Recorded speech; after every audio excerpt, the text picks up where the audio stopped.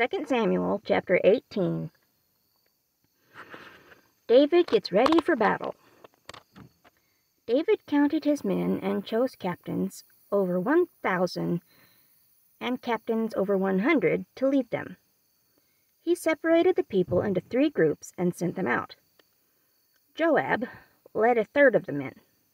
Joab's brother Abishai, son of Zeruiah, led another third. And Ittai from Gath led the last third. King David said to the people, "I will also go with you." But they said, "No, you must not go with us.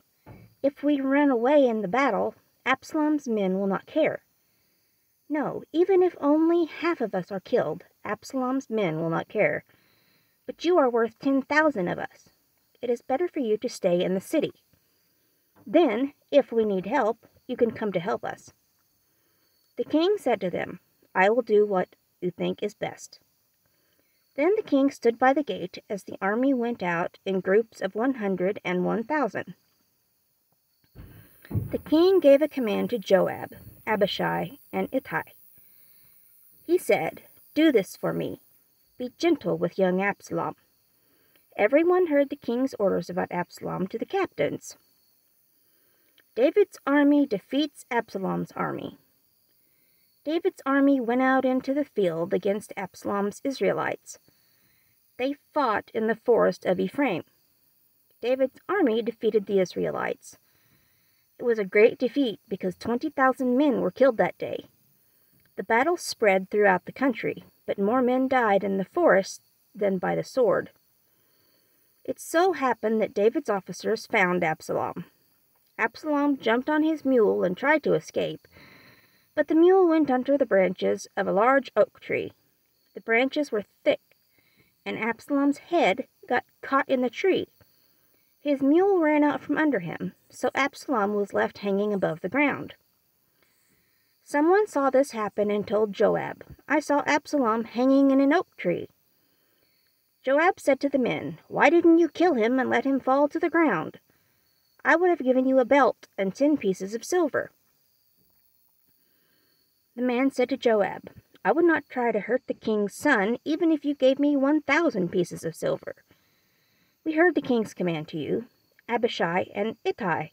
The king said, "Be careful not to hurt young Absalom. If I had killed Absalom, the king himself would find out, and you would punish me." Joab said, "I will not waste my time here with you."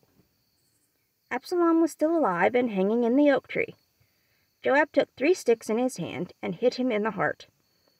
10 of Joab's young helpers gathered around Absalom and killed him. Joab blew the trumpet and called the people to stop chasing Israelites. Then Joab's men took Absalom's body and threw it into a large hole in the forest and covered it with stones. All the Israelites ran away and went home. While Absalom was alive, he put up a memorial stone in King's Valley. He said, "I have no son to keep my name alive." So he named that monument after himself. It is called Absalom's Monument, even today. Joab sends the news to David.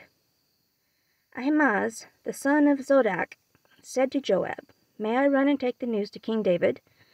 I'll tell him the Lord has destroyed the enemy for him." Joab answered Ahimaaz, "No, you will not carry the message today.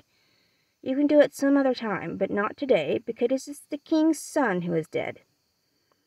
Then Joab said to a man from Ethiopia, "Go tell the king what you have seen." So the Ethiopian bowed to Joab and ran to tell David. But Ahimaaz, son of Zadok, begged Joab again, "No matter what happens, please let me run after the Ethiopian."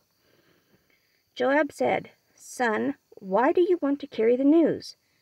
You will not get any reward for the news you bring." Ahimaaz answered, "No matter what happens, I will run to David." Joab said to Ahimaaz, "All right, run to David." Then Ahimaaz ran through Jordan Valley and past the Ethiopian. David hears the news. David was sitting between the 2 gates of the city. The watchman went up to the roof over the gate walls and saw a man running alone. The watchman shouted to tell King David. King David said, "If the man is alone, he is bringing news." The man came closer and closer to the city, but then the watchman saw another man running. He called to the gatekeeper, "Look, another man is running alone." The king said, "He is also bringing news." The watchman said, "I think the first man runs like Ahimaaz, son of Zadok." The king says, "Ahimaaz is a good man. He must be bringing good news." Ahimaaz called to the king, "All is well." Ahimaaz bowed with his face to the ground in front of the king, and said, "Praise the Lord your God. The Lord has defeated the men who were against you, my lord and king." The king asked, "Is young Absalom all right?" Ahimaaz answered, "When Joab sent me, I saw some great excitement, but I don't know what it was." Then the king said, "Step over here and wait." Ahimaaz went there and stood waiting. The Ethiopian arrived and said, "News for my lord and king. Today the Lord has punished all those who were against you." The king asked the Ethiopian, "Is young Absalom all right?"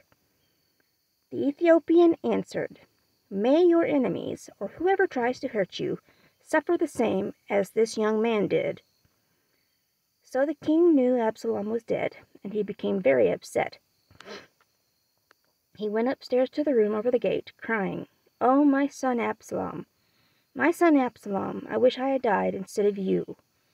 Oh, Absalom, my son, my son!"